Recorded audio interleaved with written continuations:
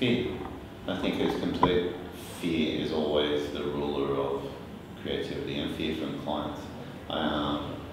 You get it in some clients, and by no means all, but in some clients they don't have the confidence to say yes, and don't have the confidence to do something new. And then I always used to joke that if they haven't seen it before, they couldn't improve it, which means there's no innovation, and you get a whole lot of same sort of advertising. And that's starting to get better as clients get more comfortable with what they're doing, and more confident of themselves. They're putting themselves out there, but also putting in good checks, like is it on strategy? Can we rely on research a little bit better, rather than just using research to manipulate answers to their questions? As they grow more confident, the work gets better. I think it's the word creative. It really sucks because it puts you in that kind of, pigeonholes you into that kind of compartment. Even today within agencies, people think creative is a kind of indulgence. They don't actually see that creative has a business argument. Good creative actually sells, and I think B&G kind of woke up to this in 2008, 2009, where their marketing manager said that creative actually means effectiveness, and we need to aim for that. I think they haven't woken up to that reality yet, and they still think it's art, not effective communication, which I think is a very distorted perception. That's a good one. I think in places like New York, London, Toronto, Sao Paulo, any of those places, they're fundamentally creative because of the people who are there, inherently there. They also operate on this kind of esoteric creative level, as well as a popular or mainstream creative level. And there's a great diversity there. There's also the freedom of creative expression there that probably outweighs the amount of expression people have over here. It's not to say that there isn't excellent creativity going on here, which I do believe there is. I just think that where we are at the moment, it's quite a young society as well, with a chance to grow too. I think every creative will say it's probably client-wise. I think you're restricted because of the culture. I think a lot of the clients that we deal with here, they're very direct and forward. They don't want too much of a hidden message or something that people can sit and think about. It's more, this is what the ad's about, this is the offer, this is what we do.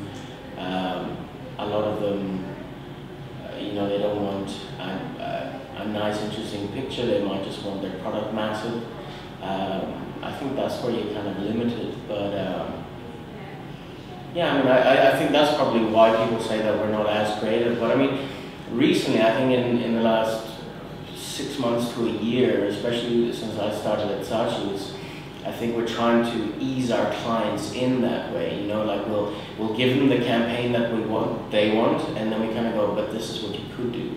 So, and 50-50 chance, a lot of them do kind of try it, but they try it once we say they don't have to pay for it. We do it off our own back. At the moment, the UAE is creative. It's unquestionable that we always look to London and D&AD for, I suppose, a standard or whatever else. New York, we're doing okay down here. From what I've seen, what I've heard, I believe Dubai is a creative hub. The diversity is here, and everything that goes with that, to help sustain us in what we do and how we go about doing it. Great energy, great energy. And I'm looking forward to meeting the rest of the guys, having a chat with them, and really getting down to doing some work and making a contribution. Yeah. That's why I'm here. Make a creative contribution to the region, first of all to my agency, to the region, and then to the wider. Yeah, we can compete. I think first of all it's education, because the way education is in Europe or in New York, or, is more into experimentation, and this is what we don't have here in the region. Not only UAE, we don't have the aspect of experimentation. It's more like theory, and theory without experimenting and exploring. So this is as a first stone, if you want. I think the culture have a big impact. It's very open in New York,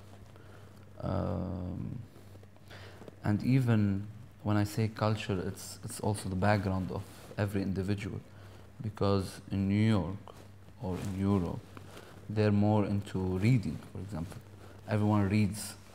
Everyone, be it advertising book or usual books, any books, And here it's a little bit,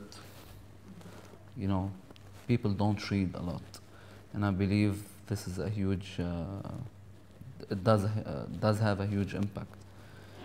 I think obviously this market is quite new, right, when it comes to advertising. The thing is, there's a lot of cultural sensitivity over here.